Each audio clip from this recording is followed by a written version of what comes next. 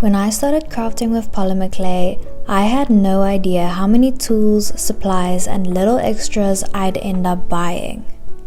Some things were totally worth it, others not so much.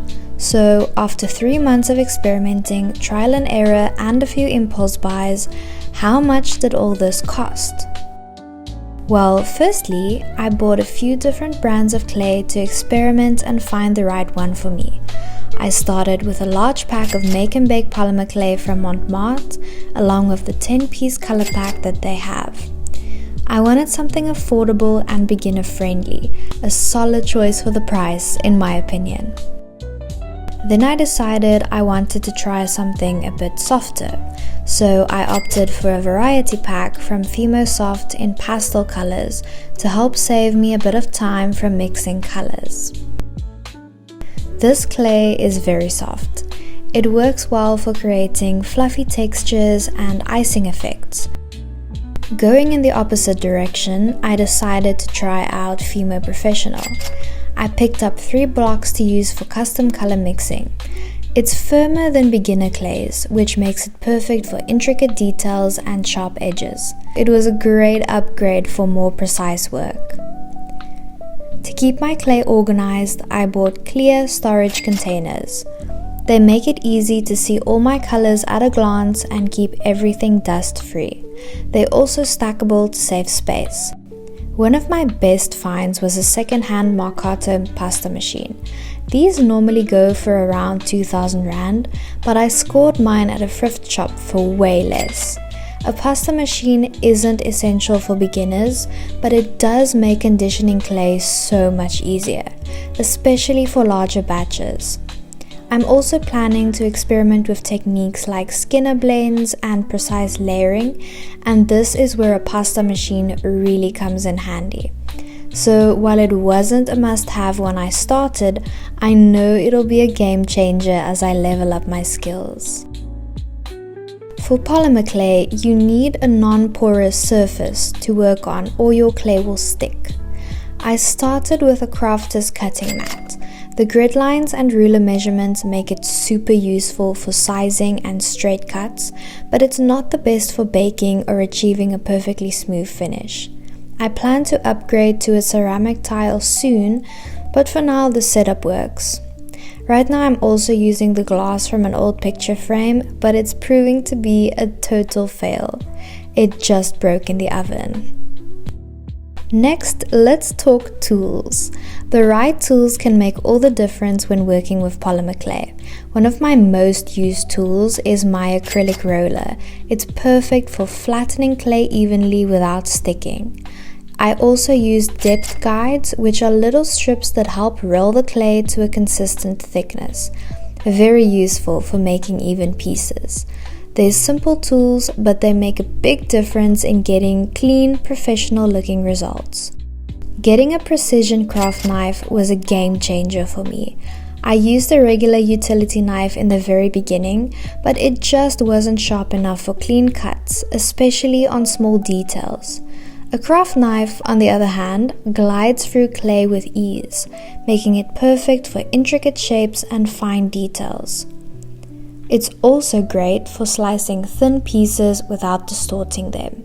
If you're struggling with jagged edges or uneven cuts, upgrading to a precision knife is definitely worth it. I bought this pottery tool set by Montmartre before I really knew what kind of tools I would need. If I could do it again, I would go for a smaller set or one made specifically for polymer clay, because when you're just starting out, it's difficult to know what kind of tools you'll need when you don't have any experience. I got my embossing tools separately as I started getting into miniatures and more detailed work. It felt like a big upgrade to me when I saw just how much of a difference they make for precision work and fine details. There are so many things you can make with polymer clay. The possibilities are endless, and that's what drew me to this hobby in the first place. I'm not a very crafty person, but I found polymer clay to be very forgiving. It's such a rewarding medium and you don't need to be perfect to enjoy it. If you want a full breakdown of the best tools for polymer clay, I've written an in-depth article on my blog, which I'll link to in the description below. It covers everything you need to get started. If you found this video helpful, don't forget to like and subscribe for more polymer clay tips and projects. I'd love to have you along for the journey. One of my favorite little purchases has been my small clay cutters. They're perfect for making mini cookies, tiny flowers, and other small details that would be tricky to shape by hand. They save a ton of time compared to cutting shapes manually. I love how versatile they are. You can use them for layering details, creating texture, or even as guides for hand sculpting. Definitely a simple but useful addition to my toolkit. I use isopropyl alcohol and cotton buds to gently wipe away fingerprints and imperfections before baking. It's a simple trick, but it makes a big difference in getting that polished, professional look. Of course, my clay projects don't feel complete without a few finishing touches. Chalk pastels are a game changer for adding color and depth to polymer clay. I brush the powder onto raw clay for soft shading and realistic details. It's an easy way to create dimension without painting, and the results look so natural. Sanding is key for a smooth professional finish after your pieces are baked. I use 600 and 1000 grit sandpaper with wet sanding to reduce dust and get an even surface. It helps remove imperfections and gives my pieces that polished, refined look. If I need to assemble baked pieces together, super glue is my go-to for a strong hold.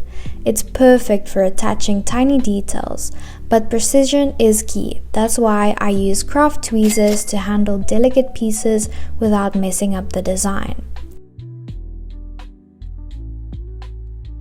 Montmartre's gloss clay varnish is perfect for giving polymer clay a ceramic-like finish.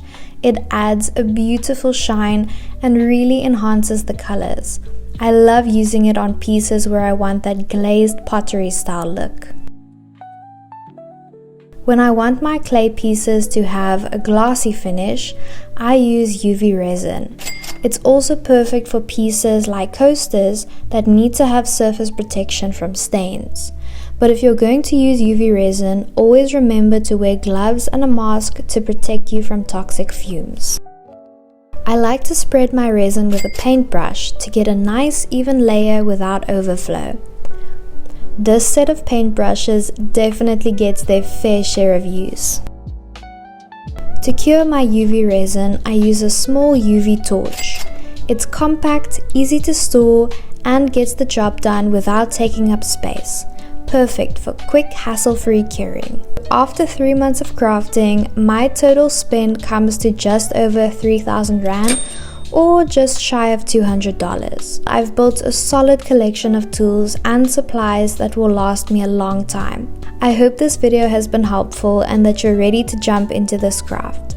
Thanks so much for watching. See you next time.